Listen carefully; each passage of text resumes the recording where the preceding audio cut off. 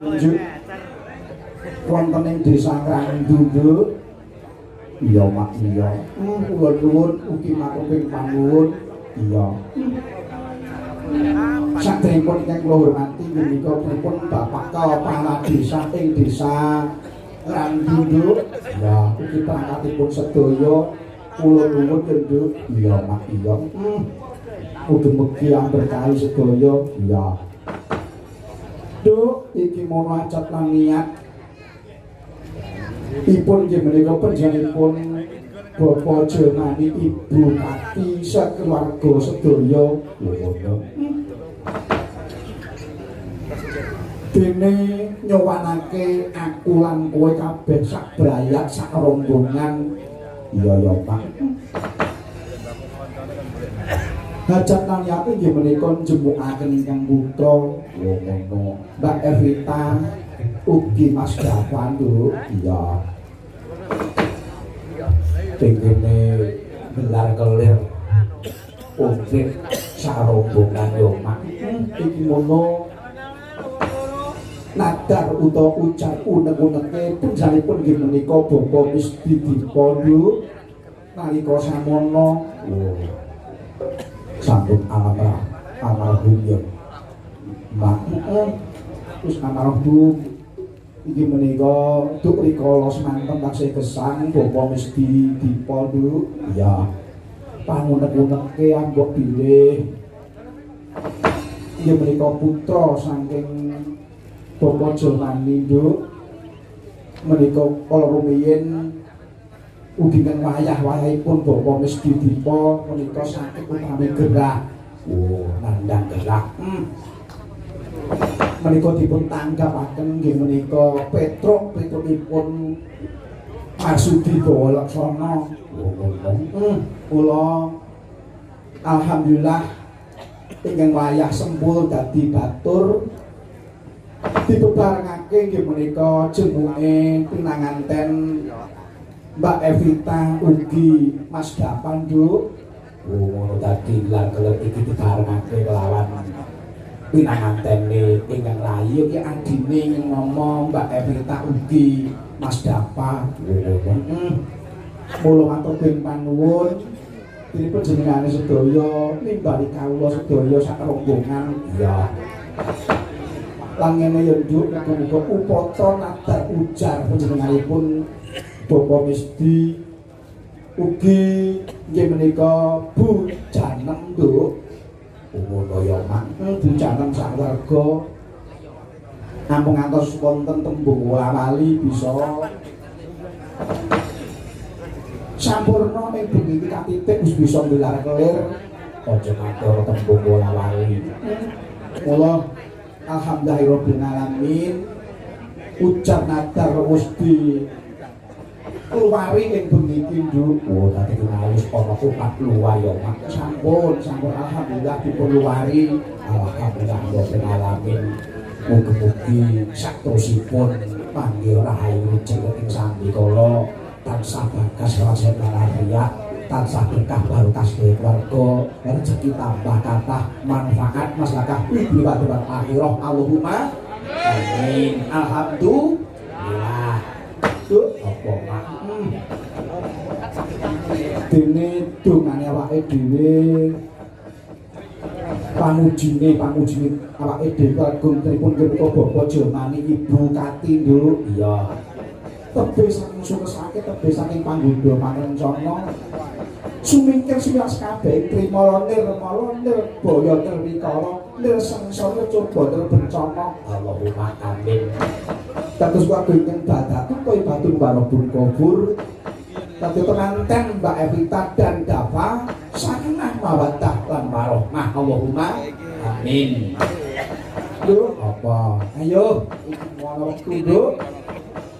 Kripik gendang kripik telo sithik edang watung diwaratakake. Iya.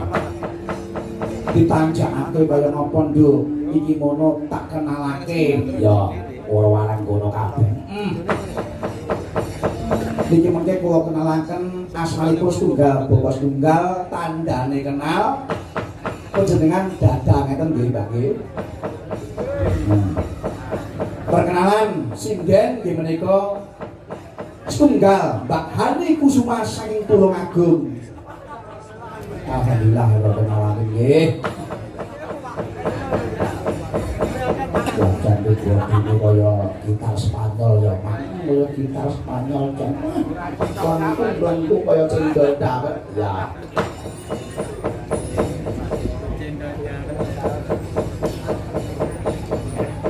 Nggih. Tesih kuliah nggih Mbak Hani. Alhamdulillah rabbil alamin itu saking Mbak mugi saged terus lulus. Nggih.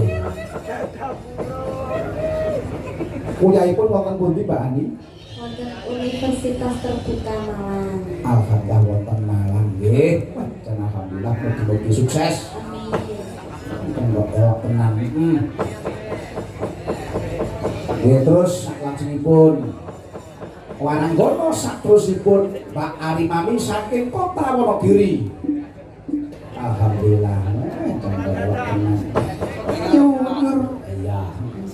Obahe ngarep tok, mrene ora. Nggih Mbak Arimami. Iki tesih kuliah Mbak Arimami. Napa sampun sudah? Sampun wisuda. Alhamdulillah. Nggih, luar biasa nggih. Saking Wonogiri terkenal tiwule. Mendul kaya tiwul. Ini kados tiwul kula ki mendul-mendul. Ning tiwul putih kok. Dalam Tiwul kuwi tiwul putih. nek ngen kula anu apa? Iya. Ireng. Wah. Iya, apa cahyo? Lho, eco sing ireng nek tiwul niku lho. Eco sing ireng? Eco sing ireng. Percaya aku. Tenan nek tiwul sampeyan kok tiwul sampeyan.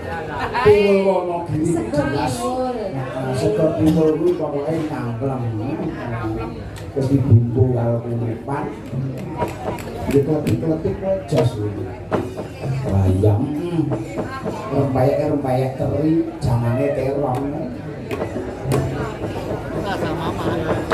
Iya. Tapi matur nuwun terus sak teruse Wananggono Mbak Fitri saking Badekan Ponorogo. Alhamdulillah, jan saya iki mongah niku. Sing mongah.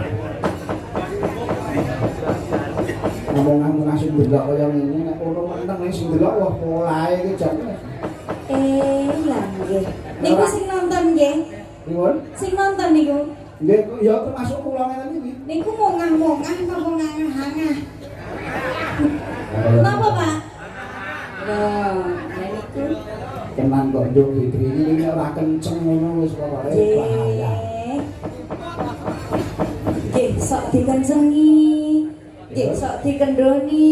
Ngoten. Nek ngene terus kenceng terus. Iya. Nggih, alhamdulillah Mbak Fitri saking Badekan. Saterusipun profesi Mbak Fitri kesupen kula profesi.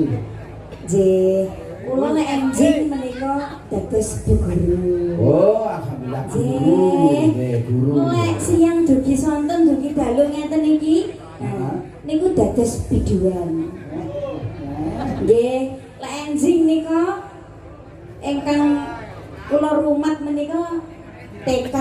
Oh. Taman kanak-kanak. Nah, lek nek dalu ngeten iki nggih sami TK-ne. Oh, nggih. Ning nggih benten jurusane. Pokoke intine Mbak Fitri iki pengajar to. Nggih, alhamdulillah. Lah kae si guyu kae yo murite kae. Kae ora pengajar ning kurang ajar. Sing kae taman kaplak-kaplak. Nggih. Nggih matur nuwun Mbak Fitri. Terus sakurusipun nggih menika Mbak Venezuela. Mbak Sela. Luar biasa, bocah kene guyu wis kaya bilang ngablek kaya ngono. Kowe tak kempit-kempit to. Apa Duk? Ampun ampun. Wong urung tak kapak-kapake kok ampun. Ndak meneh tak kapak-kapake. Nek belajar yo ya belajar. Pokoke belajar kendel nggih. Terus sekolah. Kelas pinten Cahayu? Kelas 3 SMP. Loh. Telu SMP. Ini harus gede lho. Dari apa-apa harus gede ya SMP. Ini sing tak maksudnya gelegermu wis saka ngisor sampai tekan dhuwur iki kok iso. Masya Allah. Kok wis gede ngono maksudku ngono. Ya ya pokoke intine ndungake sukses ya Mbak Cahayu. Dadi pokoke Cang Waranggono iki pokoke sing kendel. Suwane ngisin. Nek sing teng ora ngisin-ngisini ya. Jangan luar biasa. Terus menika Mbak Mutiara. Alhamdulillah. Mereka saking Badekan Ponorogo Mbak Mutiara. Kira-kira sing iki nggih dikapak-kapak nih, Mbak. Ora sih. Ya sing sabar to, Mbak. Wong kuwek iki apa lho? Niki yo gromong tok kok. Enek yo meneng ora enek yo. Kok ngomong bulan ya. Ya nek gawe terus. Ngawur kok pas. Ini yo Ngger yo. Sing penting iki mau karek umuke wong tuwa iki lho. Menan. Isine blas. Yo kok iki kudu ngobor ya. Yo Mbak Mutiara. Tasih sekolah kuliah? Tasih. Kuliah. Wonten ing Solo nggih. Nggih. Wonten ing Surakarta semester Semester 5. semester 5. Kok kula mboten dirayu-rayu kados wae. Wah ini ya wis Kula cemburu lho ya. kok cemburu dah. Aduh cara ayune enak ini. Enak.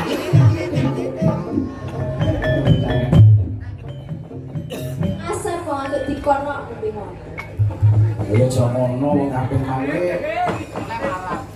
Sing penting ki bapake utuh lho.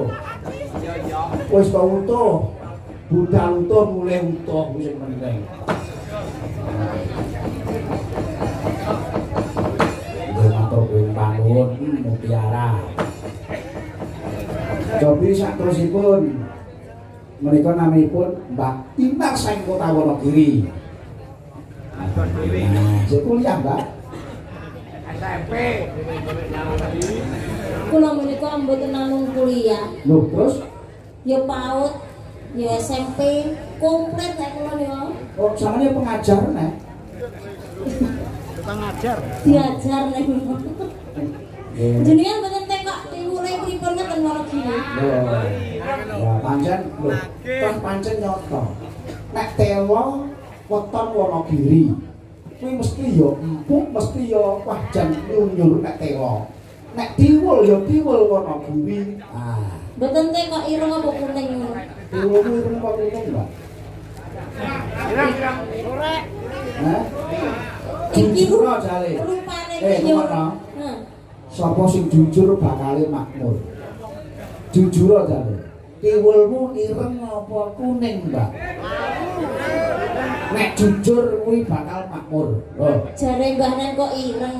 Ning kok biru piye to iki? Ya ora ireng, ya ora kuning. Terus Blorok. Jare pake blorok niku lho. aku malah Kok enek tiwul ke blorok niku lho, Pak. Iso. Iso lirik-lirik ngono. tiwul sing merawut. Ya rodok tepung. Nah, alhamdulillah sing enake ngene. Matur panuwun. Matur suwun. Jos pokoke jos. Malerek. Larek. Menika wis tak kenalke Kanjeng Mami. Jare rasah ngoten kok. Ketok ora kelegan atine iki wau. Rasah. Ora apa-apa. Kalau Kuwi nyuwun. Kanjeng Mami iki kuwi. Enak ya kuwi ora enak ya. Golek. Ya kok iki ngopo ya. Ben awet Wes batur. apa-apa. kaya ngono sing kena diklotik. Nggih. Duk, apa yo iki sak teruse. Dijulake bintang tamu. Bintang tamu. Pelawak Nduk. Iki undang Anjayeng Bawana. Lah yo. Sapa?